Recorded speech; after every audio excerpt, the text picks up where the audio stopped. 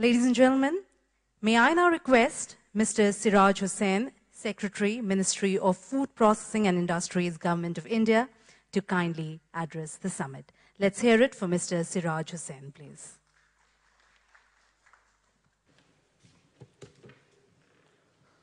Honorable Minister and distinguished delegates,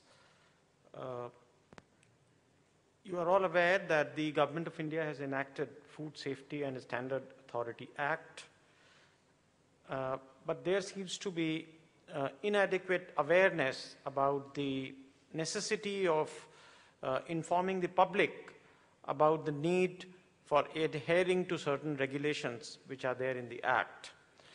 Sir, the Act provides that every single person who is in food business will either register himself with the local health authorities or will obtain a license if it is a bigger business. Compared to the number of food business operators in the country, the licenses which have been issued so far or the registrations which have been given is very small. So there is a huge task ahead for the food business operators and the consumers of food in the country to demand that everyone who is in food business obtains the registration. We know that this is a very challenging task because, sir, the Act provides that everybody in the chain has to obtain the license or registration. I will give you some examples. Somebody who is in the business of manufacturing biscuits can only buy wheat or wheat flour from a person who is transporting wheat in a truck which is also duly registered by the government authorities. Now, obviously, it is a very tall order because this means that every single truck which is transporting wheat or rice or whatever has to be registered. Easier said than done.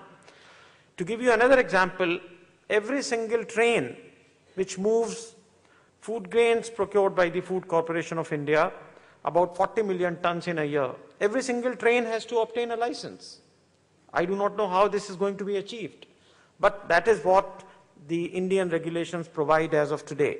So as consumers, there has to be a demand that the Government of India and the food business of Indian companies meets the same standards or at least tries to deliver the same standards which the Indian industry is meeting while exporting. You heard from the EIC, the stringent regulations demanded by the foreign countries, and the Indian companies have to meet those standards. And yet, we find that in certain commodities, the Indian standards are abysmal, if I may say so. Meat is a burning example. Sir, last year, the total export from meat industry was 17,500 crores. 17,500 crores. So, which means about, after devaluation, it comes to about $3 billion. So, that is the extent of meat exported from India, buffalo meat. And yet, we find that the Indian meat industry, our abattoirs, etc., are in pathetic condition.